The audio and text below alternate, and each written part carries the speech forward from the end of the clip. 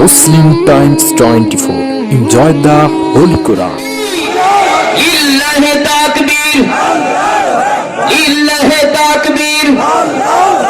আল কোরআনের আলো, ঘরে ঘরে আলো, আল কোরআনের আলো, গান বাজনার আলো।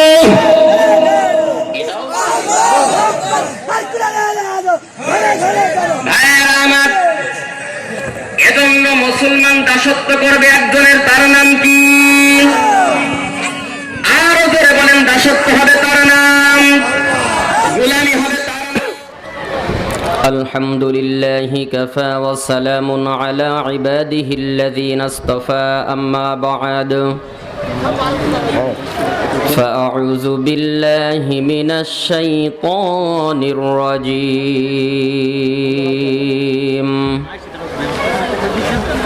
بسم الله الرحمن الرحيم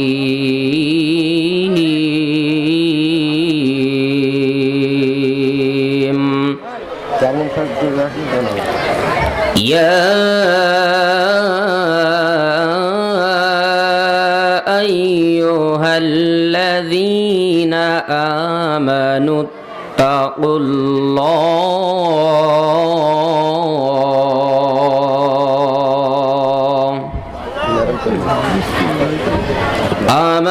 اتقوا الله ولتنظر نفس ما قدمت لغد واتقوا الله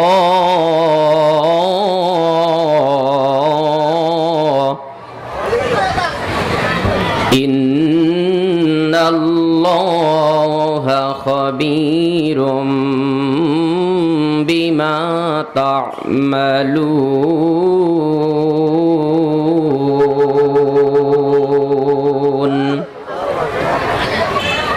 صدقت يا رب العالمين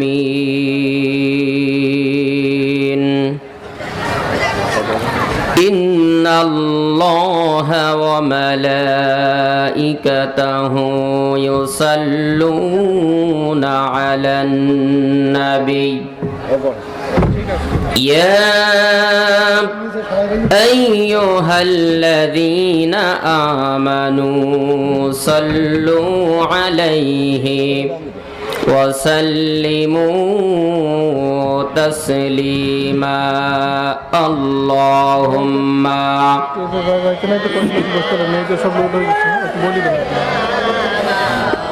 একটু টোন বাড়াতে হবে, টোন বাড়ি দাও। وعلى علي سيدنا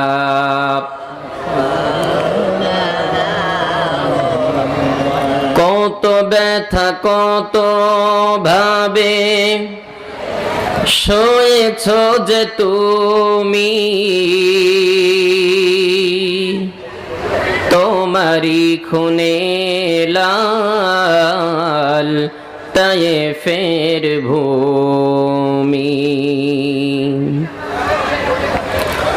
কত ব্যথা কত ভাবে সয়েছ যে তুমি, তোমারি খুনে লাল তায়েফের ভূমি। ফেরেশতা এসে চাই ধ্বংসের হুকুম, লৌহ মাখা মুহাম্মদ প্রাণেতে হযরত। হে আল্লাহ ক্ষমা করো এ তায়েফবাসী,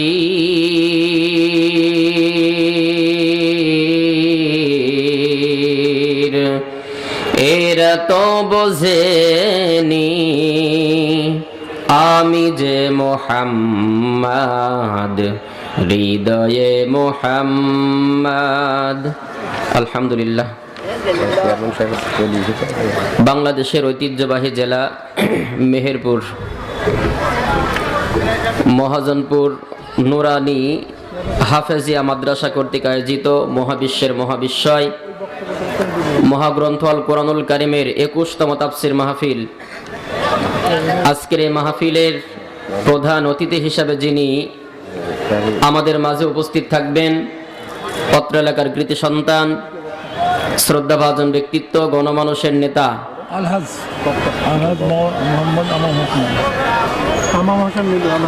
আলহাজ জনাব মোহাম্মদ আমাম হোসেন মিলু, সুযোগ্য চেয়ারম্যান মহাজনপুর ইউনিয়ন পরিষদ। মহান রবের দরবারে আমাদের চেয়ারম্যান সাহেবের জন্য দীর্ঘ নেক হায়াত সহ সুস্থতা কামনা করছি। আমরা মোহাব্বতের সাথে সকলে বলছি আল্লাহুম্মা আমিন। আজকের মাহফিলের সভাপতিত্ব করছেন অত্র এলাকার কৃতি সন্তান, শ্রদ্ধাভাজন ব্যক্তিত্ব জনাব নূর মোহাম্মদ সাহেব, সভাপতি অত্র মাদ্রাসা। আতালাল্লাহু উমরাহু ওয়া বারাকাল্লাহু ফি হায়াতি। আমরা বলছি আমিন। মাহফিল পরিচালনায় মোহাম্মদ জহুরুল ইসলাম স্বপন, সদস্য 6 নং ওয়ার্ড, মহাজনপুর ইউনিয়ন পরিষদ।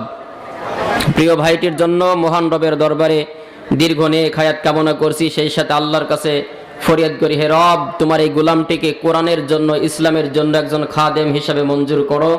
আমরা বলছি আমিন। সম্মানিত মা এবং বোনেরা, আপনাদের কাছে বিনীতভাবে অনুরোধ, জানতে পারলাম যে আপনাদের মাঝে জাগার যথেষ্ট সংকীর্ণতা দেখা দিয়েছে। আপনারা সামনের দিকে একটু আগিয়ে বসবেন, অন্যান্য মা এবং বোনদেরকে বসার সুযোগ করে কোরআন এবং হাদিসের কথাগুলো শুনবার সুযোগ দান করুন। একটু সামনের দিকে আগিয়ে আসেন। মঞ্চে বসা বিশিষ্ট জনেরা, আলোচনা শুনিয়ে আপনাদেরকে ধন্য করেছেন।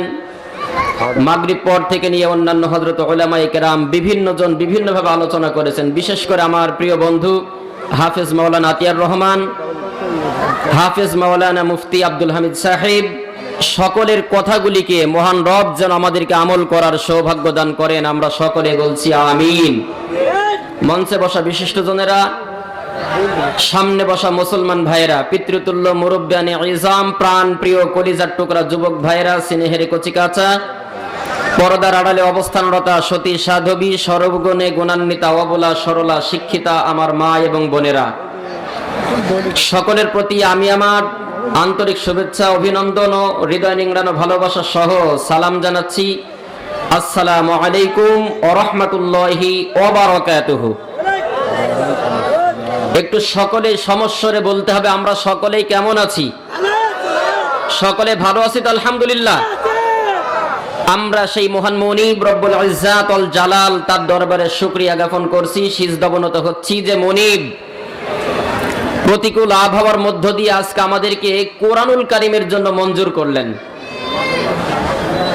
একটু বলেন তো দেখি, যদি আজকে আল্লাহ আমাদেরকে মনোনীত না করতেন, আমার আপনার মতো অসংখ্য মানুষ এমন আছে না যে চার দোকানে টেলিভিশনের পর্দার সামনে বসিয়ে বসিয়ে সময়টাকে হেলায় খেলায় নষ্ট করছে? এমন লোক আছে না? মহাজনপুর গ্রামে সম্ভবত নাই, আছে? তো যে মুনিব আমাদেরকে মনোনীত করলেন, এর চাইতে পরম পাওয়া, বড় পাওয়া আসমানের নিচে জামিনের উপরে দ্বিতীয়টা হতে পারে? একটু বলেন, হতে পারে? বিশ্বনবী সাল্লাল্লাহু আলাইহি ওয়াসাল্লাম বলেন, কিয়ামতের দিন প্রত্যেকটা সেকেন্ডের হিসাব প্রত্যেকটা বান্দার নেওয়া হবে, কিন্তু কিছু কিছু সময়ের হিসাব ফেরেশতারা এরকম, ওই যে আমরা দেখি না ড্যাশ ড্যাশ চিহ্ন দেওয়া থাকে যখন আমরা পরীক্ষার খাতায় বা পরীক্ষার প্রশ্নগুলো পাই, তো বান্দাগুলি কিছু কিছু সময় এরকম ড্যাশ ড্যাশ চিহ্ন দেওয়া থাকবে। ফেরেশতাদেরকে জিজ্ঞাসা করবে, হে আমার ফেরেশতারা, এই জায়গাটাতে এরকম রেখেছো কেন? ফেরেশতারা ডাক দিয়ে আল্লাহ পাক রব্বুল আলামিনের কাছে বলবে, পরওয়ারদিগার রব্বুল আলামিন, এই সময়গুলো তোমার এই বান্দা এবং বান্দাগুলি কোরআন এবং হাদিস নিয়ে গবেষণা করছিল, ভালো ভালো কাজগুলির আঞ্জাম দিয়েছিল। এখন কি পরিমাণে সওয়াব দিব, কতটুকু পরিমাণে দিব, এটার পরিমাপ করার মতো মেধার যোগ্যতা কোনোটাই আমাদের ছিল না। তোমার যা ভালো লাগে আল্লাহ তুমি তাই দান করে দাও। সুবহানাল্লাহ বলবেন না? এরপরে কি করবেন? পুরস্কার শুনবেন, শুনবেন। আল্লাহ পাক রব্বুল আলামিন তার বরকতি হাত দ্বারা যতগুলি নেকি আর সওয়াব ওঠে ওই বান্দার আমলনামায় দান করে দেন। আল্লাহর হাত কি আমার আপনার মতো ছোট না বড়? আমরা আপনার মতো ছোট? কথা বোঝেন না নাকি? আমার মতো আপনার মতো এরকম ছোট হাত আল্লাহর?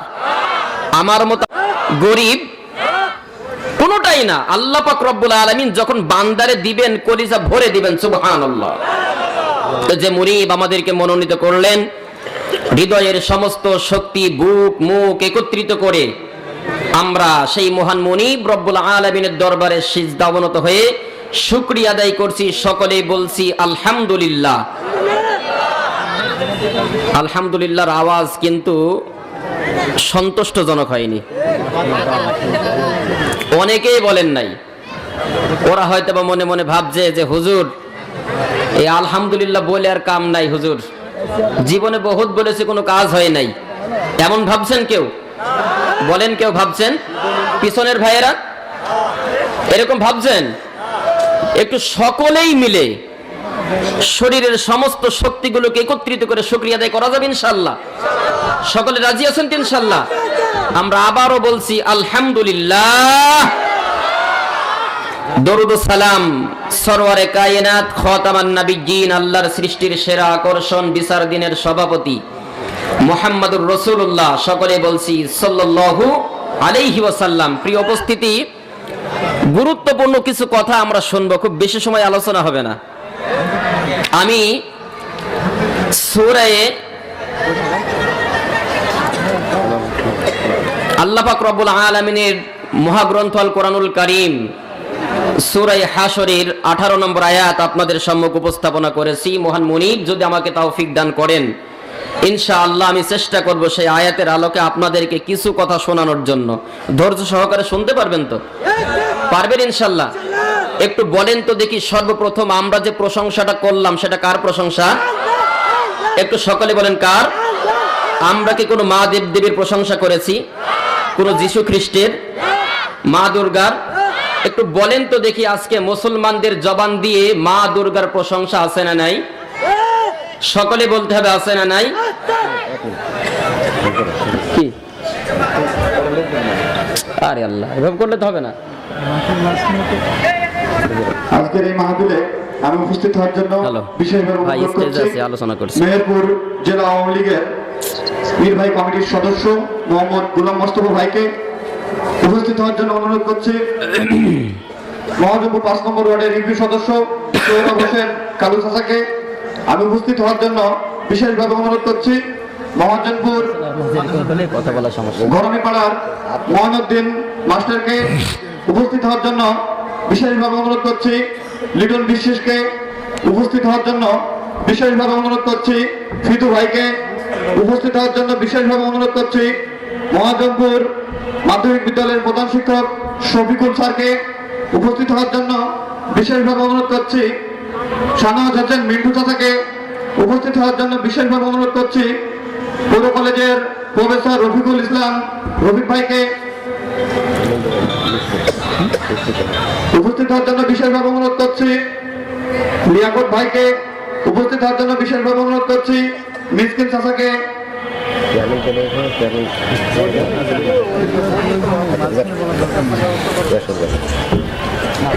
সরাসরি আলোচনার দিকে যায়। বলেন তো প্রশংসা করলাম কার? কিন্তু মুসলমানের জবান দিয়ে আজকে মা দুর্গার প্রশংসা আছে না নাই? আপনারা করেন? কেউ করেন না। অনেকে এমন কথা বলে যে আমাদের গোলাবর্তী ধান আমাদের মা দুর্গা দিয়েছে। এই কথা যদি কোনো মানুষ বলে ঈমান থাকবে? ঈমান বৃদ্ধি পেয়ে যাবে। এই ব্যক্তিটা সঙ্গে সঙ্গে মুশরিক হয়ে যাবে। আর বিশ্বনবী আল্লাহ পাক রব্বুল আলামিন কোরআনুল কারীমের মধ্যে বলছেন, শুধুমাত্র একটা গুনাহ যদি জীবনে কেউ করে, পাপের কাজ যদি কেউ করে, মাই ইউশরিক বিল্লাহ ফাকাদ হারামাল্লাহু আলাইহিল জান্নাহ, আল্লাহ পাক রব্বুল আলামিন বলছেন ওই বান্দার জন্য আমি টোটালি জান্নাত থেকে হারাম করে দিই, নাউজুবিল্লাহ। কিন্তু এই গুনাহ আজকে আমাদের সমাজে কম না বেশি? একটু সকলে বলতে হবে কম না বেশি? ওরা ওদের ভাষায় বলে, जो तो मिटाना चाहे जीवन का तृष्णा सुबह शाम बोल बंदे कृष्णा कृष्णा कृष्णा, नाउजुबिल्लाह। যত মিটানা চাহে, যিনি মিটাইতে চাই, যিনি মিটিয়ে দেন, জীবাঙ্কা তৃষ্ণা, আমার জীবনের সমস্ত চাওয়া পাওয়াগুলি। সুবহে শাম, সকাল সন্ধ্যা বল বান্দে, বান্দা তুই বল কৃষ্ণা কৃষ্ণা কৃষ্ণা। নাউজুবিল্লাহ বলবেন না? বলেন তো দেখি, আমাদের জীবনের সমস্ত চাওয়া পাওয়াগুলি যিনি মিটিয়ে দেন তার নাম। আমাদের সুস্থতা যিনি দান করেন তিনি, আমাদের রিজিকের ব্যবস্থা যিনি করেছেন তিনি। তাহলে প্রশংসা হবে। এজন্য আমরা বলি, যত মিটানা চাহে জীবন কা জ্বালা,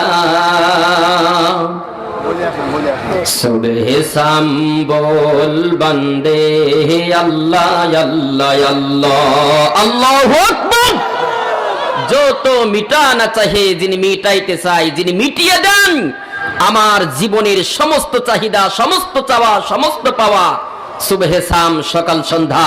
মুসলমান বলেন তো, সকাল আর সন্ধ্যায় প্রশংসা হবে যার, মুহাব্বতের সাথে নামটা হবে তার। বলেন তিনি কে? তিনি আমাদের আল্লাহ। আর যখন কোন মুসলমান মায়ের সন্তান আমার আল্লাহর প্রশংসা বাদ দিয়ে কোন মা দেবী, মা দুর্গা দেব দেবীর প্রশংসা করবে, রব্বুল আলামিন কুরআনুল কারীমের সূরা ইব্রাহিমের 18 নম্বর আয়াতের মধ্যে বলেন, লা ইন শাকারতুম লা আযীদান্নাকুম ওয়া লা ইন কাফারতুম ইন্না আযাবি লাশাদীদ। আল্লাহু আকবার। আল্লাহ রাব্বুল আলামিন বলেন, এই পৃথিবীর মানুষেরা, তোমরা সর্বক্ষেত্রে প্রশংসা করবা আমি আল্লাহর, দাসত্ব করবা আমি আল্লাহর, গোলামি করবা আমি আল্লাহর। আর যদি তোমরা শুকরিয়া আদায় করতে পারো, আমি রব্বুল আলামিন তোমাদের শুকরিয়া, তোমাদের নিয়ামতগুলোকে বহু বহু গুণে বৃদ্ধি করে দেই। চিৎকার দিয়ে বলি আল্লাহু আকবার। আর যদি আপনি আপনার জবান দিয়ে আল্লাহর প্রশংসাটাকে মাইনাস করে দিয়ে আল্লাহর স্থানে যদি আপনি আপনার কোন বাবা, কোন দাদা, কোন লিডার, কোন চেয়ারম্যান, কোন এমপি, কোন মন্ত্রীকে যদি আপনি বসিয়ে দেন, আল্লাহর কসম করে বলি, আল্লাহর কোরআন হাতে নিয়ে বলি, লিডারের প্রশংসা করবেন সমস্যা নাই, কিন্তু আল্লাহর স্থানে যখন আপনি আপনার লিডারকে বসিয়ে দিবেন, লোকটা সঙ্গে সঙ্গে বেঈমান মুশরিক হয়ে যাবে, কোনো সন্দেহ নাই, সন্দেহ নাই। চিৎকার দিয়ে বলা যাবে কি কথা ঠিক না বেঠিক? তাহলে মুসলমান সর্বক্ষেত্রে প্রশংসা করে যার, তার নামটা কি? আরো জোরে চিৎকার দিয়ে বলেন, তার নাম কি? কিন্তু মুমিন মুসলমানের হৃদয় দিয়ে, জবান দিয়ে আল্লাহর প্রশংসা নাই। যত সব প্রশংসা বাবার আছে না নাই? কেউ ফেরে না খালি হাতে, বাবারে তোর দরবারে আছে না নাই? পৃথিবীর প্রত্যেকটা দরবার থেকে আপনার খালি হাতে ফিরার আশঙ্কা আছে না নাই?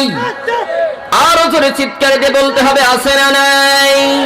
কিন্তু কেবল মাত্র একমাত্র একটাই দরবার, তার দরবারে যদি আপনি হাত প্রসারিত করে দিতে পারেন, রব্বুল আলামিন, বড় অভাবী মানুষ, দুশ্চিন্তার ভিতরে আছি, অভাবগ্রস্ত মানুষ, বিপদগ্রস্ত মানুষ, একটু বলেন তো দেখি, অভাব থেকে, বিপদ থেকে, দুশ্চিন্তা থেকে যিনি মুক্ত করতে পারেন, মুসলমানের মতো চিৎকার দিয়ে বলেন তো তার নামটা কি? তার নাম আমার আল্লাহ।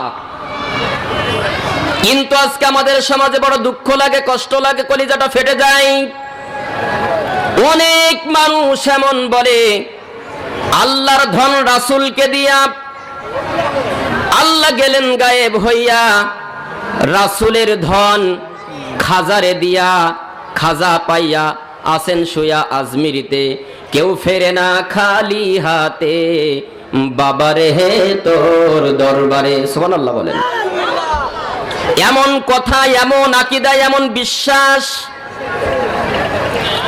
যদি কোনো মানুষ তার কলবের ভিতরে লালন করে, পালন করে, আল্লাহর কোরআন যদি সত্য হয়ে থাকে, ওই মানুষটা যত বড় আলেম হোক, যত বড় মুফতি হোক, আর যত বড় মুহাদ্দিস হোক, একটু বলেন তো দেখি, লোকটা কি মুমিন থাকতে পারে নাকি সঙ্গে সঙ্গে মুশরিক হয়ে যায়? আমি শ্রদ্ধা রেখে বলি, সম্মান করেই বলি, আমার শ্রদ্ধেয় বড় ভাই গিয়াসউদ্দিন তাহিরি অনেকবার আমার সঙ্গে দেখা হয়েছে, বড় স্নেহ করেছে, আমাকে ভালোবেসেছে। কিন্তু তাহিরি ভাই যে কথাটা বলেছেন, ভাই যদি মিস্টেক হয়ে থাকে, ভুল করে আপনি কথাটি বলে থাকেন, তাওবা করেন, আল্লাহর কাছে ক্ষমা প্রার্থনা করেন। আপনি একজন আলেম মানুষ, আপনার জবান দিয়ে এমন কথাটা বাহির হতে পারে না, কথা বলেন ঠিক না বেঠি? এই কথা যদি কোন মানুষ যদি তার কলবের ভিতরে লালন পালন করে, ঈমান যদি এমনই থাকে, সঙ্গে সঙ্গে লোকটা বেঈমান হয়ে যাবে। শুধুমাত্র কেবলমাত্র একমাত্র একটাই দরবার, যে দরবার থেকে মানুষ কখনো খালি হাতে ফেরে না, সেটা কার দরবার? আরো জোরে বলেন, কার দরবার? সেটা আমার আল্লাহর দরবার। এজন্যই রব্বুল আলামিন বলেন, লা ইন শাকারতুম লা আযীদান্নাকুম ওয়া লা ইন কাফারতুম ইন্না আযাবি লাশাদীদ। পৃথিবীর মানুষেরা যখন তোমরা আমার প্রশংসা করবা, আমার দাসত্ব করবা, আমার গোলামি করবা, আমি রব্বুল আলামিন তোমাদের নিয়ামতগুলিকে বহু বহু গুণে বৃদ্ধি করে দিই। সুবহানাল্লাহ। কিন্তু মুসলমান আজকে আল্লাহর প্রশংসা নাই, দাসত্ব নাই, আল্লাহর গোলামি নাই। যত দাসত্ব, যত গোলামি সব খাজা বাবা, পীর বাবা আছে না নাই? আরো জোরে বলতে হবে, আছে না নাই? আপন মা, গর্ভধারিণী মা, জন্মদাতা পিতাকে একটা সন্তান যতটা না মোহাব্বতের সাথে মা বলে ডাকে, যে বাবা তোমাকে মানুষ করেছে পরের জমিনে জন দিয়ে কামলা দিয়ে, বাবাকে যত মোহাব্বতের সাথে না বাবা বলে ডাকে, পীর বাবা, ল্যাংটা বাবা, এদেরকে ওই মানুষগুলি কিন্তু তার থেকে লক্ষ লক্ষ গুণ মোহাব্বতের সাথে বাবা বলে ডাকে। একবার চিৎকার দিয়ে বলতে হবে, কথা ঠিক না বেঠিক? শরীয়তপুর নড়িয়া সুরেশ্বরীর মাজারে একবার গেলাম গত বছর। স্বচক্ষে দেখা ইতিহাস, বাস্তব ইতিহাস, শোনা বা কাল্পনিক এমনটি নয়। সুরেশ্বরের মাজারে যায় দেখলাম এরকম মুরব্বী একজন চাচা, ল্যাংটা হয়ে পুরো শরীরটা আগলা, মানে বস্ত্রহীন যেটাকে বলা হয়, ল্যাংটা হয়ে বসে আছে। আর কিছু কিছু মুরিদ দুধ আর কলা খাওয়ায়। আমাদের মাথায় টুপি দেখার পরে গেট লাগিয়ে দেওয়া হলো, হুজুরদেরকে ভিতরে আসতে দেওয়া যাবে না। ডাক দিয়ে বললাম, ভাই আমাদের সমস্যাটা কোথায়, আমাদের দোষটা কি? বলে না, বলা যাবে না। কি সমস্যা ভাই? হুজুর আজকে যখন এইগুলা দেখবেন, আগামীকাল যাই স্টেজে আমাদের বিরুদ্ধে বলবেন। বললাম, ভাই কথা দিলাম তোমাদের বিরুদ্ধে বলবো না, একটু দেখার সুযোগ করে দাও। মুরিদকে ডাক দিয়ে বললাম, ভাই তোমার বাবার এটা কে হয়? বলছে এটা আমার বাবা। তো বাবা যদি ল্যাংটা হয়, তোর কেমন বাবা, কেমন পীর? বলছে পীর। যদিও ল্যাংটা কিন্তু ভেতরে মাল আছে। ডাক দিয়ে বললাম, মাল যা আছে সব তো দেখাই যায়। বলে না, আপনাদের চক্ষু দ্বারা আপনারা দেখতে পারবে না, সত্যি সত্যি মাল ভিতরে আছে। মজা করে ডাক দিয়ে বললাম, কেউ মাইন্ডে নিয়ে না, ডাক দিয়ে বললাম, ওই যে ল্যাংটা বাহির হয়ে আছে, এর মধ্যে আবার তেলেস মাটিটা কি? অনেক অনেক মুরিদ এমন দেখলাম, ওই ল্যাংটা বাবার দরবারে যায়, লজ্জিস্থানে হাত দেয়, কপালে হাত দেয়, চুমা খায়। মুরিদরা যখন বাহির হয়ে আসে, ডাক দিয়ে বললাম, ভাই আপনি কেমন বিবেকহীন মানুষ আপনি হয়ে গেছেন। দেখতে খুব সুন্দর সুশৃঙ্খল চেহারার অধিকারী একটা মানুষ, বাবার লজ্জিস্থান ল্যাংটাতে আপনি হাত দিলেন, আবার কপালে চুমা খাইলেন, কপালে হাত দিলেন। ওটা কি? বলে হুজুর ওটা হচ্ছে আল্লাহর আলিফ। নাউজুবিল্লাহ বলবেন, আল্লাহর আলিফ। তা আমি আবার তখন বললাম, ভাই যদি হয় আল্লাহর আলিফ, আল্লাহর আলিফের নিচে তো কোনো নুক্তা নাই, ওর নিচে কেন দুইটা নুক্তা? মানে হুজুর আপনি বুঝবেন না, এ পুরোটাই তেলেসমাতি কারবার। একটু বলেন তো দেখি, এই জাতীয় ভণ্ডামি আমাদের দেশে আছে না নাই? আরো জোরে চিৎকার দিয়ে বলতে হবে, এই জাতীয় ভণ্ডামি আমাদের দেশে আছে না নাই? এমন ভণ্ড যেখানে দেখবেন জুতা, লাঠি, ঝাঁটা যা আছে মেরে তাদেরকে তাড়িয়ে দিবেন, ঈমান বৃদ্ধি পাবে, ঈমান কমতে হবে না। কথা বলেন ঠিক না বেঠি? এই জাতীয় ভণ্ড আজকে আমাদের পুরো দেশটাই ছেয়ে গেছে। মানুষ এক সময় পীর সাহেবদের দরবারে গেলে ঈমান বৃদ্ধি করে বাসায় ফিরতো, আর আজকে পীরের দরবারে গেলে মানুষের আজকে ঈমান হারা হয়ে, বেঈমান হয়ে, গুমরা হয়ে বাসায় ফিরে কথা বলেন, ঠিক না বেঠি? এই জাতীয় ভণ্ডগুলিকে প্রত্যাখ্যান করতে হবে মুসলমান, এদেরকে দুষ্টপিটা করতে হবে, রাতিয়াতন করে দুহাত তুলে আল্লাহর দেখাই দেয়।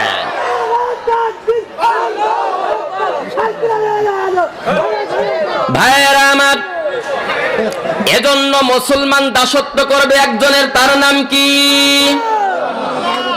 আরো জোরে বলেন, দাসত্ব হবে তার নাম, গোলামি হবে তার নাম।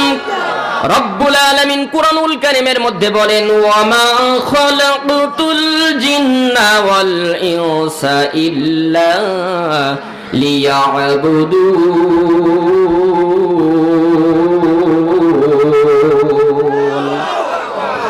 মানুষের আরে জিন এবং ইনসান আমি রব্বুল আলামিন দুনিয়ার বুকে সৃষ্টি করেছি, দাসত্ব হবে আমি আল্লাহর, গোলামি হবে আমি আল্লাহর। একটু বলেন তো দেখি, আমরা যার কদমে সিজদা দিব, যার কাছে চাবো, তার নামটা কি?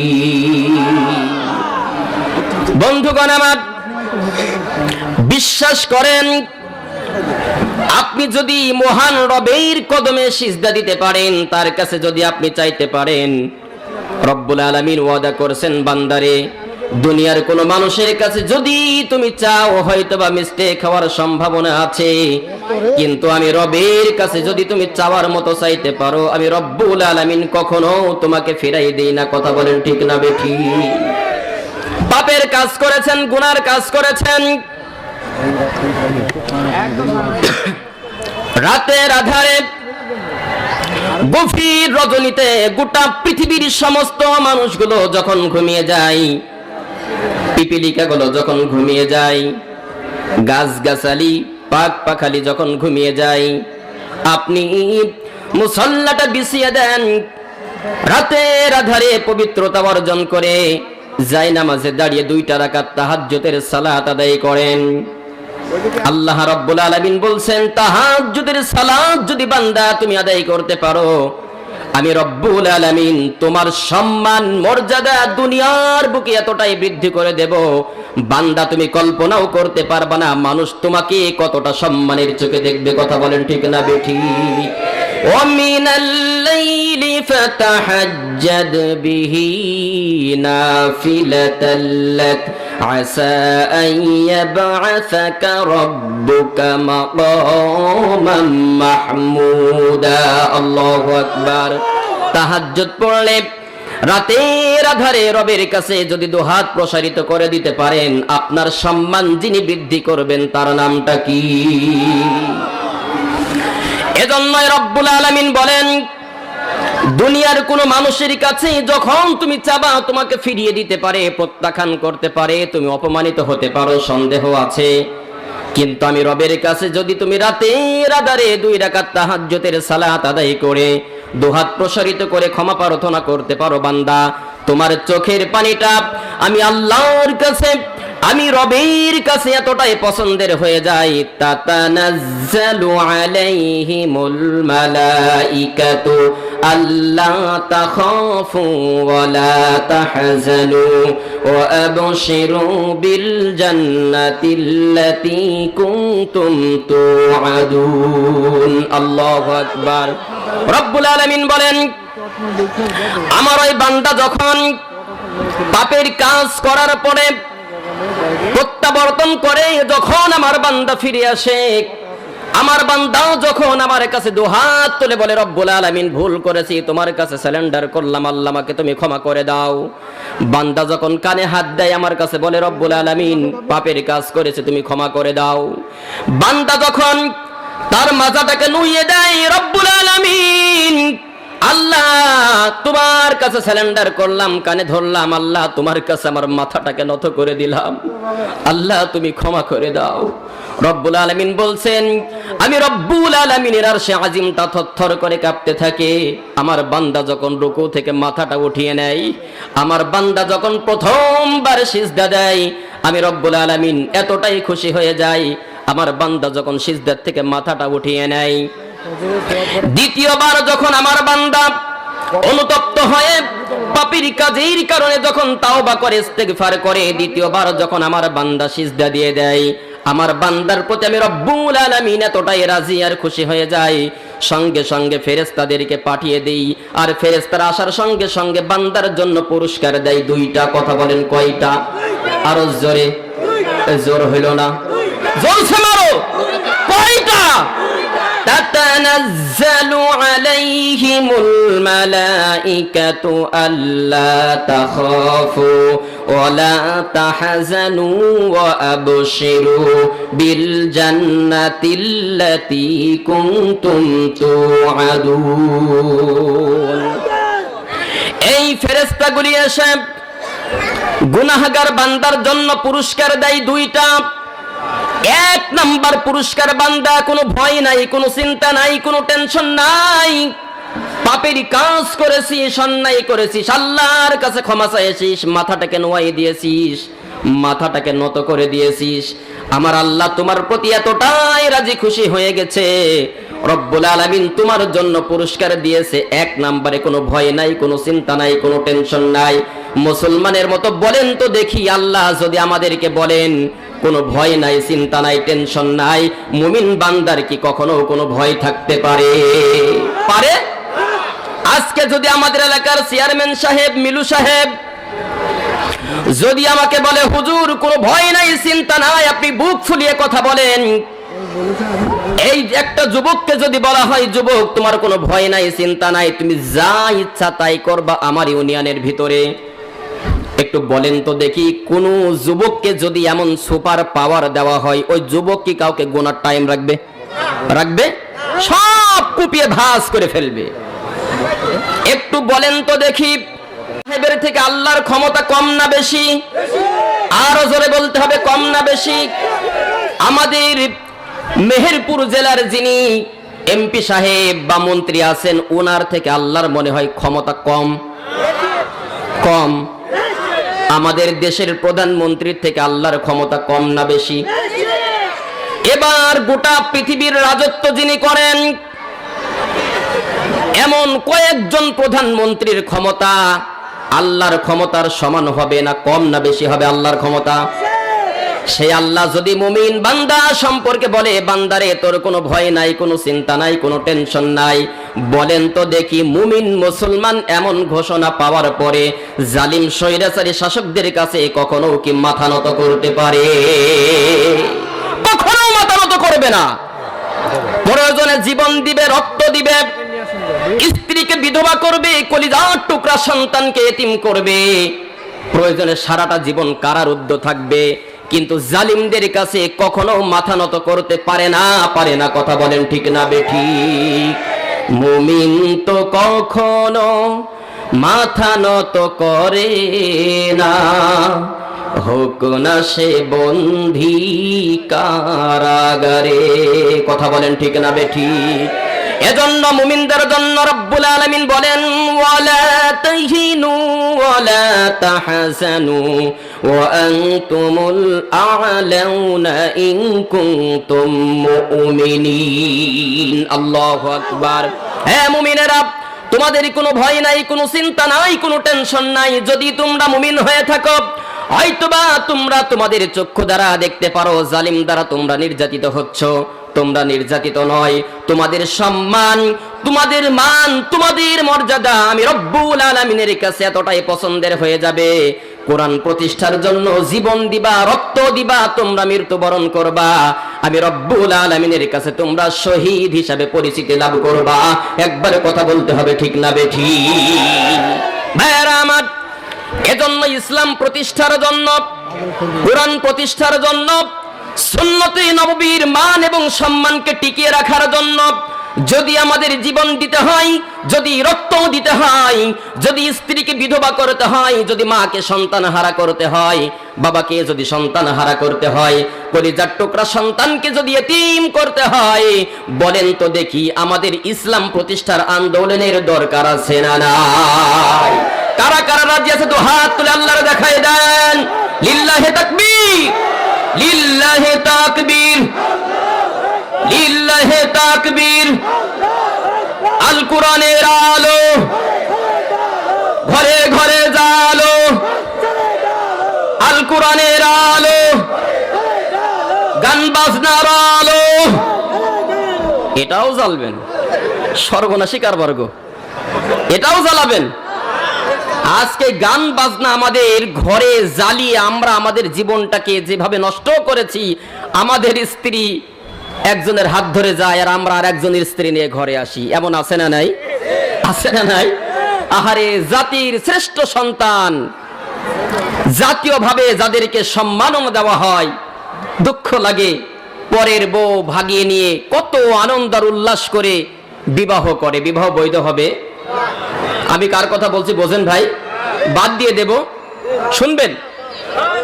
দুঃখ লাগে, বাংলাদেশের একজন সুনামধন্য ক্রিকেটার নাসির হুসাইন ভাই, জাতীয় দুলা ভাই, কথা বোঝেন তো নাকি? রুচিটা কি আমার বুঝে আসে না রে ভাই। একটা মানুষের সঙ্গে টানা 11টা না 8টা বছর সম্ভবত সংসার করেছে, 7 বছরের একটা বাচ্চাও আছে। এখনো পর্যন্ত তামিমার এই পূর্বের যে হাজবেন্ড রাকিব এখনো পর্যন্ত ডিভোর্স দেয় নাই। ডিভোর্স প্রাপ্ত না হওয়ার পরেও একজন নারী আরেকজনের পুরুষের সঙ্গে বিবাহ বন্ধনে আবদ্ধ হয়, পুরুষ এটা জানে, জানার পরেও যদি ওই নারীকে বিবাহ করে, রুচিটা মনে হয় অনেক উচ্চ রুচির মানুষ, উচ্চ রুচির মানুষ। কুত্তা চেনেন? কুত্তা দেখেছেন? কে কেউ হাত তোলেন তো দেখি। সকলেই দেখেছেন? অনেকে বলছে কেবল দেখে আসলাম। এই কুত্তা যখন কার্তিক মাস আসে, কার্তিক মাস যেটা বলা হয় বাংলা মাস, বোঝেন তো সকলেই? কার্তিক মাসে একটা মহিলা কুকুর বা কুত্তা একটা পুরুষ কুত্তার সঙ্গে 1 ঘন্টা আগে মিলিত হয়। ওখান থেকে ছাড় পাওয়ার 2 ঘন্টা পরে আরেকজন কুত্তার সঙ্গে লালিত মানে তারা যৌন সঙ্গমে আবদ্ধ হয়। একজন যুবক ডাক দিয়ে বলছে, কিরে কুত্তা, তোরে দেখলাম কিছুক্ষণ আগে পশ্চিম পাড়ার একজন পুরুষ কুত্তার সঙ্গে যৌন সঙ্গমে আবদ্ধ হতে, আবার দেখছি পূর্ব পাড়ায় এসে আরেকজন পুরুষ কুত্তার সঙ্গে মিলিত হয়ে গেছিস, লজ্জা করে না তোর? কুকুর কি বলবে জানেন? লজ্জার কি আছে, কারণ আমার জন্মটাই তো এভাবে হয়েছে। আপনি যদি জিজ্ঞাসা করেন যে ভাই প্রকাশ্য দিবালোকে একটু আড়াল আবডালে যে যা করবি কর, এইভাবেই করছিস, তোদেরকে লজ্জা শরম কিছুই নাই? ও ওর ভাষায় বলবে যে লজ্জা শরম কি হবে, আমাদের এটা জাতীয় অভ্যাসে পরিণত হয়ে গেছে। আমি বলতে চাই, যারা এই জাতীয় কাজগুলি করে এদেরকে আইনের আওতায় এনে দৃষ্টান্তমূলক শাস্তির ব্যবস্থা করা উচিত। কথা বলেন ঠিক না বেঠিক? এই জাতীয় বেয়াদবগুলো যদি শাস্তি না দেওয়া হয়, আগামী দিন আমার দেশে জারদ সন্তান কোটি কোটি পয়দা হয়ে যাবে। কথা বলতে হবে ঠিক না বেঠিক? এই শয়তানগুলিকে আবার আমাদের দেশে সম্মান দেওয়া হয়, জাতীয় পুরস্কার দেওয়া হয়, তাদেরকে আবার জাতির শ্রেষ্ঠ সন্তান বলা হয়, কিন্তু হাফেজে কোরআনদেরকে আমাদের দেশে কোনো মূল্যায়ন করা হয় না। এর থেকে দুঃখ আর বুক ফাটা আর্তনাদ মুসলমানদের জন্য আর কিছুই হতে পারে না। কথা বলেন ঠিক না বেঠিক? ভাইয়েরা আমার, এজন্য গান বাজনার আলো ঘরে জ্বালা যাবে না। মুমিন মুসলমানদের ঘরে ঘরে যখন ফজরের পরে কোরআন তেলাওয়াত হতো, আমাদের মা বোনেরা এতটাই সভ্য থাকতো, একটা পুরুষ লোক দেখলে আমাদের মা গুলি মাথার কাপড় ঘোমটা দিয়ে পিছন দিয়ে দাঁড়িয়ে থাকতো। কথা বলেন ঠিক না বেঠিক?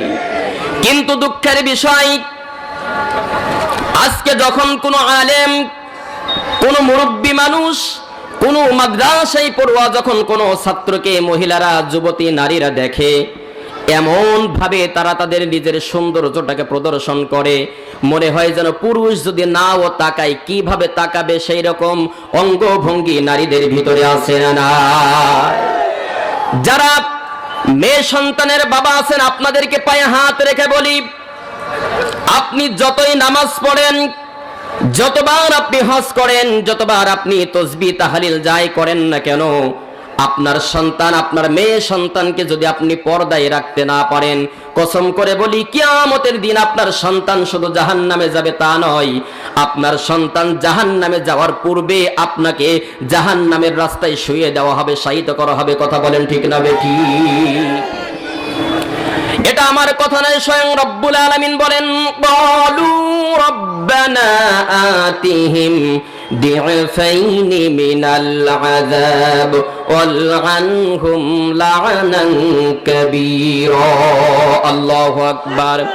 আল্লাহ রাব্বুল আলামিন বলেন, সেদিন জাহান্নামী মানুষগুলোকে জাহান্নামে নেওয়ার পূর্বেই মানুষগুলো ডাকতে বলবে, রব্বুল আলামিন, আমরা তো এমনি এমনি জাহান্নামে আসি নাই, জাহান্নামে আসার বেশ কিছু কিছু কারণ আছে।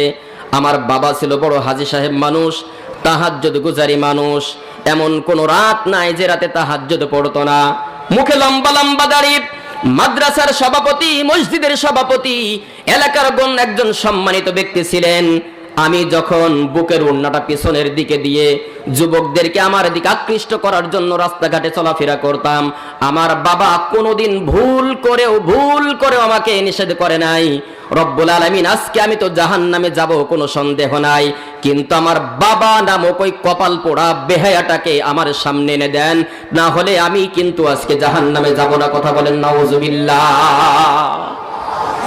ভাইয়েরা আমার, এজন্য যারা বাবা আছেন আপনাদের কাছে বিশেষ করে অনুরোধ করি, যদি আপনি ছেলে সন্তানের বাবা হয়ে থাকেন, যদি আপনি মেয়ে সন্তানের বাবা হয়ে থাকেন, আপনার সন্তানগুলিকে আপনাকে আটকানোর দরকার আছে না নাই? একটু সকলেই বলেন, আছে না নাই? এমন অনেক পরিবার দেখা যায়, সচক্ষে দেখা কথা। আমার দর্শনার বাসার সাথে একজন মুরব্বী, 4টা ছেলে মেয়ে। কয়টা? 4টা ছেলে মেয়ে। একটা MBBS ডাক্তার, বড়টা ছেলেটা আর্মির ক্যাপ্টেন, মেয়ে 2টা প্রাইমারি স্কুলের টিচার। বড় ছেলের বউটা সেও MBBS ডাক্তার, ছোট ছেলের যে বউটা আছে সেটা হলো BCS ক্যাডার। 2টা বউ, 2টা মেয়ে, 2টা ছেলে। জানালা দিয়ে যদি কোনোদিন ভুল করে ওই বাড়ির দিকে চোখ যায়, অন্তত 100 বার নাউজুবিল্লাহ বলা লাগে। আশ্চর্য হয়ে যায়। মেয়ে উহুদ পাহাড় সমান পেট আর বুক আর পিঠ নিয়ে বাবার সামনে ঘুরে, ওড়নার কোনো ভালাই নাই। শ্বশুরের সামনে ছেলের বউ ওড়না ছাড়া ঘোরাঘুরি করে, ওড়নার কোনো চিন নাই। মাঝে মাঝে ভাবি, এটাই যদি হয় তোদের সভ্যতা, তোদের অসভ্যতার কতটা নোংরা। কথা বলেন ঠিক না বেটি?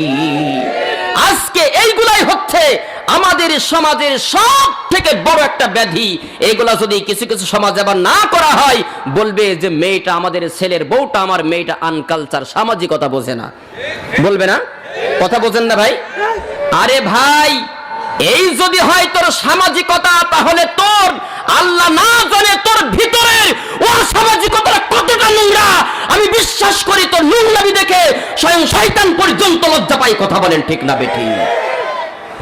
আমি এজন্যই মাঝে মাঝে বলি, ভাই, এমন সামাজিকতার আমার দরকার নাই, এমন ডিজিটাল হওয়ার আমার দরকার নাই যে ডিজিটাল আমাকে হাফ প্যান্ট পরিয়ে ছাড়ে, যে ডিজিটাল যে সামাজিকতা শ্বশুরের সামনে বউয়ের বুকের ওড়নাকে সরিয়ে দেয়, বাবার সামনে মেয়ের বুকের ওড়নাটাকে সরিয়ে দেয়, এমন সভ্যতার আমাদের সমাজে দরকার নাই, দরকার নাই। কথা বলেন ঠিক না বেটি?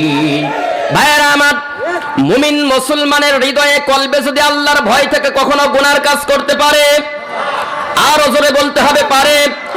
এজন্যই আমি কুরআনুল কারীমের সূরা হাশরের 18 নম্বর আয়াত আপনাদের সম্মুখে তেলাওয়াত করেছিলাম। মেন আলোচনার দিকে আমরা ফিরে যাই, সকলেই জবান ছেড়ে পড়ুন, আউযু বিল্লাহি মিনাশ শাইতানির রাজীম, বিসমিল্লাহির রাহমানির রাহিম, ইয়া আইয়ুহাল্লাযীনা আমানু ইত্তাকুল্লাহা ওয়ালতানজুর নাফসুম মা কদ্দামাত লিগাদিন ওয়াত্তাকুল্লাহ। আল্লাহু আকবার। রব্বুল আলামিন বলেন, ইয়া আইয়ুহাল্লাযীনা আমানু, হে আমার বিশ্বাসী বান্দারা, তোমরা যারা আমি আল্লাহকে এক আল্লাহ বলে বিশ্বাস করেছো, আমি আল্লাহর প্রতি তোমরা যারা ঈমান এনেছো, ইত্তাকুল্লাহ, বলেন তো দেখি ভয় করব কারে? আরো জোরে বলেন, ভয় করব কারে? বন্ধুগণ আমার, কোন মুমিন মুসলমানের হৃদয়ে কলবে যদি ভয় থাকে, মানুষটা কখনো গুনার কাজ করতে পারে না। পাপের কাজ করতে পারে না, চুরি করতে পারে না, ডাকাতি করতে পারে না, লুচ্চামি করতে পারে না, গুন্ডামি করতে পারে না। কথা বলেন ঠিক না বেঠিক? এজন্য মানুষকে যদি গুনাহ থেকে বিরত থাকতে হয়, পাপের কাজ থেকে যদি বিরত থাকতে হয়, অবশ্যই অবশ্যই ওই মানুষটার কলবের ভিতরে আল্লাহর ভয় থাকার দরকার আছে না নাই? ভয় রাখতে হবে আল্লাহর। যদি কোনো মানুষের কলবের ভিতরে আল্লাহর ভয় থাকে, অবশ্যই এই মানুষটা কখনো নামাজ ছেড়ে দিতে পারে না, এই মানুষটা কখনো মানুষের সঙ্গে দুই নাম্বারি করতে পারে না, কখনো আল্লাহর সঙ্গে গাদ্দারি করতে পারে না। বলেন তো দেখি, আজকে আমাদের সমাজের মানুষের মাঝে আল্লাহর ভয় কম না বেশি? অনেক কম। আল্লাহকে মোটেই ভয় করতে চাই না। ভয় যদি মানুষের কলবের ভিতরে থাকতো, কখনো দুই নাম্বারি চিটারি বাটপারি করতে পারতো না। ভাইয়েরা আমার, বনি ইসরাইল জাতির 3 জন যুবকের কথা বলে আমি ইনশাআল্লাহ সামনের দিকে আগাবো। আল্লাহকে কেমন ভয় করতেন? যুবক মানুষ, তোমরা যারা যুবক আছো, তোমাদের উদ্দেশ্যই আজকে আমার এই আলোচনা। নিজের ঈমানটাকে পরিবর্তন করো, স্বভাব চরিত্রটাকে পরিবর্তন করো। বিশ্বাস করো, আল্লাহর কোরআন যদি সত্য হয়ে থাকে, পর নারীর পিছনে তোমাকে দৌড়ানো লাগবে না। কোন নারীর সঙ্গে ঘুম হারাম করে তোমাকে হ্যালো হ্যালো ডার্লিং ডার্লিং করা লাগবে না। পর নারীর সঙ্গে তোমার প্রেম করা লাগবে না। যুবক, পড়ালেখা করো, মানুষের মতো মানুষ হও। 14ই ফেব্রুয়ারি তোমার পালন করা লাগবে না। কসম করে বলি, তুমি যদি মানুষের মতো মানুষ হতে পারো, শুধু মেয়ে নয়, মেয়ের মা বাবা 14 গোষ্ঠী পর্যন্ত তোমার পিছনে দৌড়াবে। কথা বলেন ঠিক না বেঠিক? নিজেকে প্রতিষ্ঠিত করো। তোমার যদি 5টা বাচ্চাও হয়ে যায়, 5টা বিবাহ হয়ে যায়, যদি তুমি মানুষের মতো মানুষ হতে পারো, যুবতী সুন্দরী কিশোরী নারীগুলো তোমার পিছনে সিরিয়াল দেবে। আর তুমি যদি মানুষের মতো মানুষ না হতে পারো, টাকা পয়সা নষ্ট করবা, মোবাইলে সময় নষ্ট করবা, নারী তোমাকে সময় দেবে, কিন্তু 10 দিন পরে সেকা দেওয়ার সম্ভাবনা আছে না নাই? একটু সকলেই বলতে হবে, আছে না নাই? ভাইয়েরা আমার, এজন্য ভয় করতে হবে আল্লাহকে। বনি ইসরাইল জাতির 3 জন যুবক সফর করার জন্য বাসার থেকে বাহির হয়ে গেছে। হঠাৎ করে এত পরিমাণে ঝড় আর বৃষ্টি শুরু হয়ে গেছে, সাইক্লোন টর্নেডো শুরু হয়ে গেছে। যুবক 3টা ভয় পেয়ে গেল, আরে কিভাবে এখন বাঁচা যায়, কি করা যায়? একটা গুহার ভিতরে 3 জন যুবক লুকিয়ে পড়লো, আশ্রয় নিল। ঝড়ের গতি এতটাই বেশি, একটু জিকির করেন সুবহানাল্লাহ আলহামদুলিল্লাহ। সেক্সুয়াল সেক্সে লিপ্ত হওয়ার জন্য, নারীর সঙ্গমে আবদ্ধ হওয়ার জন্য যতগুলো প্রিপারেশন নেওয়া, টোটালটাই কমপ্লিট করলাম। নারীটাকে বিবস্ত্র করে ফেললাম। 2 ইউরোর মধ্যবর্তী স্থানে আমি বসে পড়লাম। বসার পরে আমি যখন ওই সুন্দরী কিশোরী যুবতী নারীর দিকে তাকাইলাম, দেখলাম একটা মানুষ গোসল করার পরে পুরো শরীরটা যেমন ভিজা থাকে, সুন্দরী নারীর শরীরটা পুরো ভিজা। ডাক দিয়ে বললাম, ওরে ডার্লিং, তুমি কেন থরথর করে কাঁপতেছো? তোমার শরীর কেন ভিজা? ওগো রব্বুল আলামিন, ওই সুন্দরী কিশোরী যুবতী নারী সেদিন আমাকে ডাক দিয়ে বলেছিল, ও আমার ভাই, তুমি তো আমার সৎ ভাই নয়, তুমি আমার পাশের বাড়ির ভাই নও, তুমি আমার আপন ভাই। ভাই, ভয় করো, ইত্তাকুল্লাহ। রব্বুল আলামিন ইত্তাকুল্লাহ শব্দটি শোনার সঙ্গে সঙ্গে ইমার্জেন্সি পিরিয়ড থেকে নিজেকে বাঁচিয়েছি, তওবা করেছিলাম, ইস্তেগফার করেছিলাম। জীবনে আর কোনোদিন জিনার কাজে লিপ্ত হই নাই। চিৎকার দিয়ে একবার বলা যাবে কি আল্লাহু আকবার? রব্বুল আলামিন এমন একটা অবস্থান থেকে নিজেকে ফিরিয়ে রেখেছি, বাঁচিয়ে রেখেছি। আল্লাহ কাউকে রাজি খুশি করবার জন্য নয়, কারোর ভয়ে নয়। একটু বলেন তো দেখি, ওই যুবক যার ভয়ে জিনার থেকে বেঁচেছিল, তার নামটা কি? আরো জোরে বলতে হবে, তার নামটা কি? রব্বুল আলামিন দুনিয়াতে কারোর ভয় করে নাই, জাহান্নামের ভয় করেছিলাম, তোমার ভয় করেছিলাম। মনে মনে ভেবেছিলাম কেউ যদি না দেখে, একজন দেখে, তিনি আমার আল্লাহ। রব্বুল আলামিন তোমার রাজি এবং খুশি করবার উদ্দেশ্য নিয়ে এই কাজটা করেছিলাম। আল্লাহ, এটা যদি তোমার কাছে পছন্দের হয়ে থাকে, রব্বুল আলামিন আজকে এই বিপদ থেকে আমাদেরকে তুমি একটু রক্ষা করে দাও। চিৎকার দিয়ে বলি আমিন।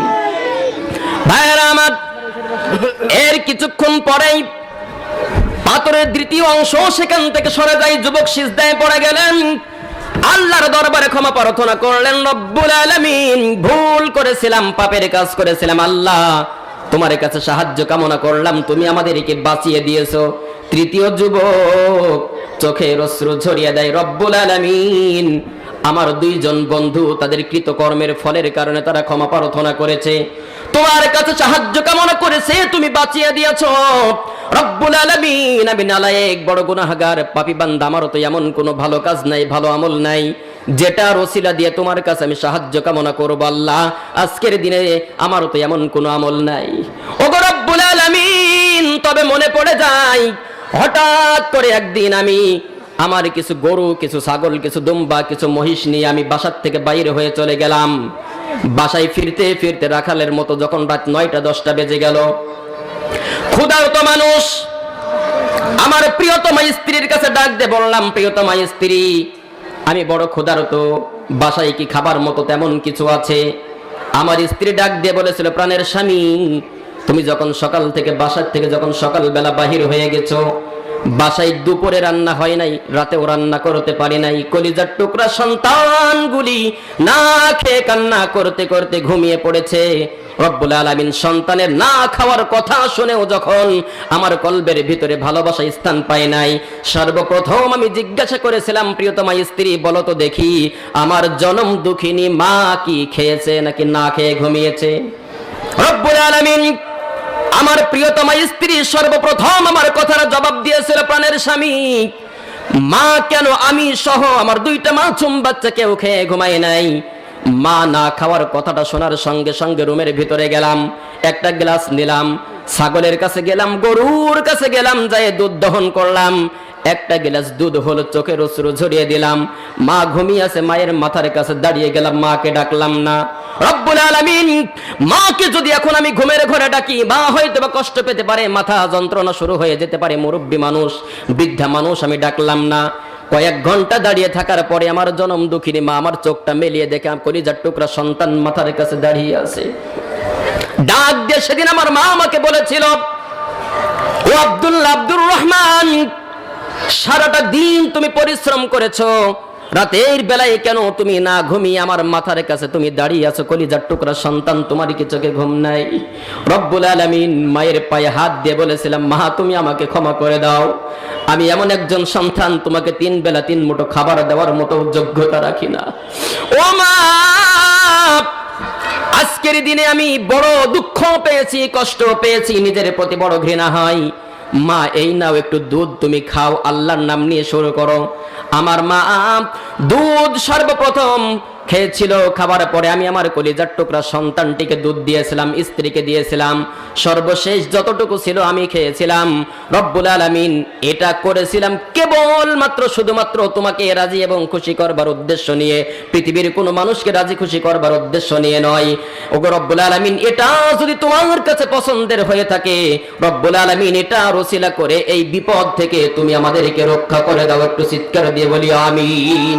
বন্ধুগণ আমার, এজন্যই রব্বুল আলামিন কুরআনুল কারীমের মধ্যে বলেন, ইয়া আইয়ুহাল্লাযীনা আমানুত্তাকুল্লাহা ওয়াবতাগু ইলাইহিল ওয়াসিলা। হে আমার বিশ্বাসী বান্দারা, তোমরা যারা আমি আল্লাহর প্রতি ঈমান এনেছো, আমার ফেরেশতাদের প্রতি ঈমান এনেছো, কিতাবসমূহের প্রতি ঈমান এনেছো, আখিরাতের প্রতি তোমরা যারা ঈমান এনেছো, তাকদীরের প্রতি তোমরা যারা বিশ্বাস করেছো, আমি রব্বুল আলামিন তোমাদের জন্য ঘোষণা দিয়ে দিলাম, জীবনে যদি কোনো ভালো কাজ করে থাকো, ভালো কাজের আঞ্জাম দিয়ে থাকো, অবতাগু ইলাইহিল ওয়াসিলা, কিয়ামতের দিন এই কিছু কিছু ভালো কাজে ধরে ধরে আমি রব্বুল আলামিন তোমাদেরকে ক্ষমা করে দিব। একটু চিৎকার দিয়ে বলি সুবহানাল্লাহ। ভাইরা আমার, ভালো কাজ হতে পারে এটা, একটা এতিম ছেলের মাথায় আপনি হাত দিয়ে দিবেন, মাদ্রাসায় পড়ুয়া কোনো ছাত্রের মাথায় হাত দিয়ে দিবেন, আলেমদের সঙ্গে ভালো ব্যবহার করবেন। আপনার গ্রামের মাদ্রাসা আছে, একটু বলেন তো দেখে মাদ্রাসা থেকে আপনাদের কি ক্ষতি হয়েছে নাকি লাভ? একটু সকলে বলতে হবে, ক্ষতি হয়েছে নাকি লাভ হয়েছে? একটু খেয়াল করে দেখবেন, একটু খেয়াল করে দেখবেন, মাদ্রাসার ছোট্ট ছোট্ট মাসুম বাচ্চাগুলি হাফেজে কোরআন যখন রাস্তা দিয়ে হেঁটে যায়, গ্রামের আর 10 জন বাচ্চা ছেড়ে যেমনে হেঁটে যায়, মাদ্রাসায় পড়ুয়া ছাত্রের ভিতরে আর গ্রাম্য ছেলের ভিতরে একটু ব্যবধান, একটু পার্থক্য আছে না নাই? সকলেই বলতে হবে পার্থক্য আছে না নাই? বহুত গুণে পার্থক্য। কোরআনের ছাত্ররা কখনো বেয়াদব হতে পারে না, পারে না। কথা বলেন ঠিক না বেঠি? যদিও আজকে আমাদেরকে আলেম ওলামাদেরকে অনেক ভাবে কটাক্ষ করা হয়, একজন দাড়ি চাচা প্যান্ট পরা মানুষকে যতটা সম্মান করা হয়, কিন্তু আমরা আলেম ওলামা মাথায় টুপি, মুখে বড় দাড়ি, গায়ে বড় জুব্বা দেখলেই কিন্তু সমাজের মানুষ নাক সিটকায়।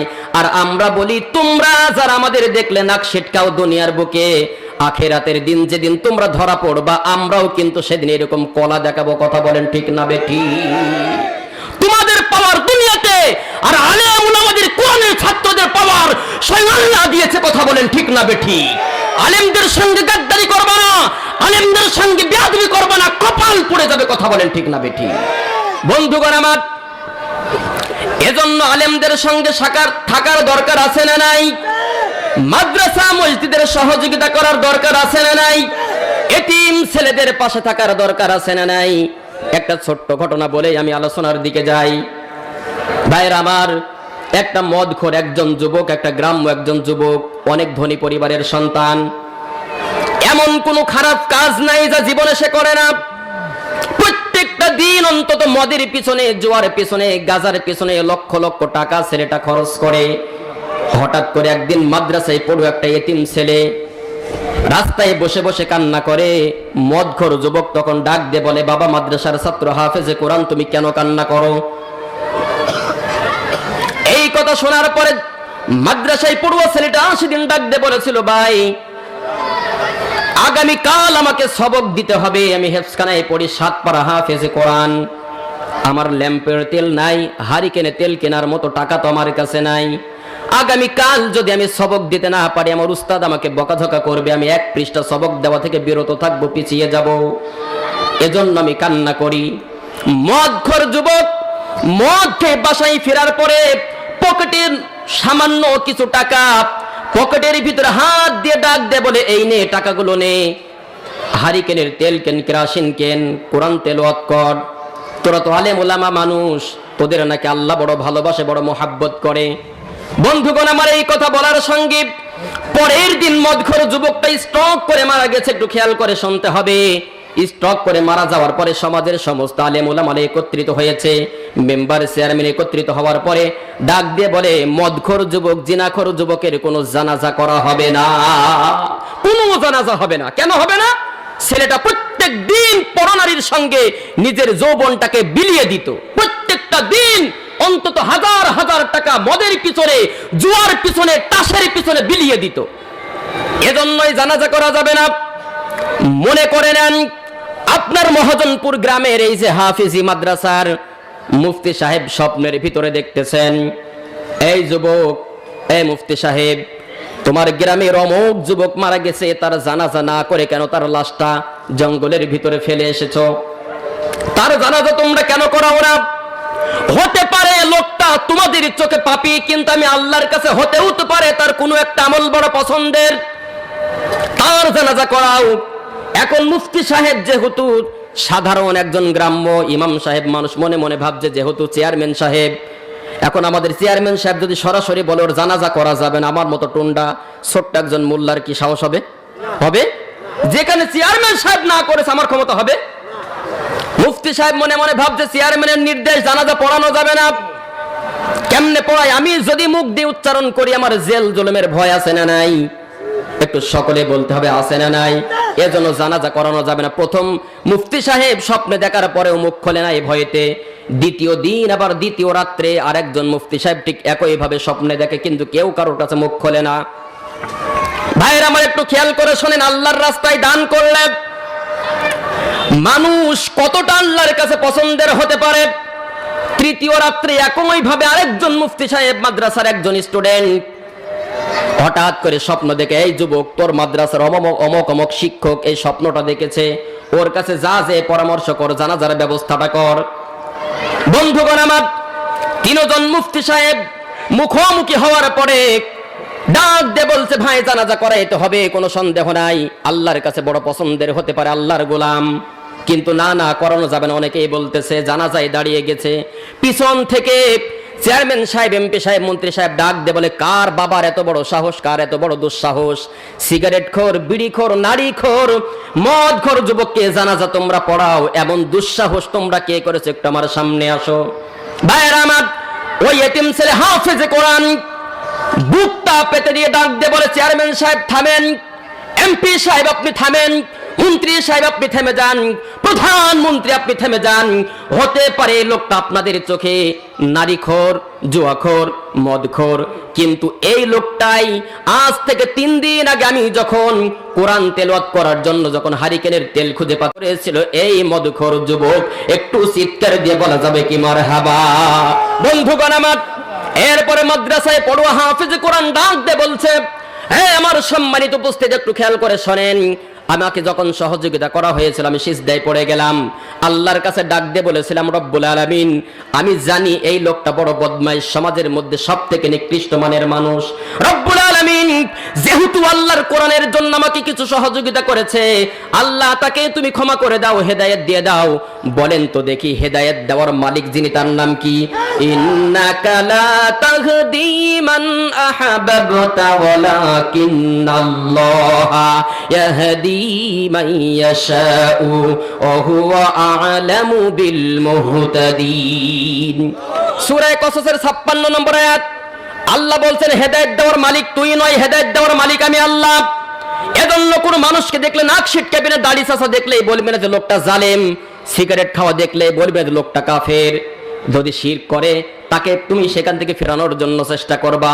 বন্ধুগণ আমার, এই জন্য মাদ্রাসা মসজিদে হাফেজে কোরআনদের সহযোগিতা করার দরকার আছে না না? Muslim Times 24. Enjoy the Holy Quran.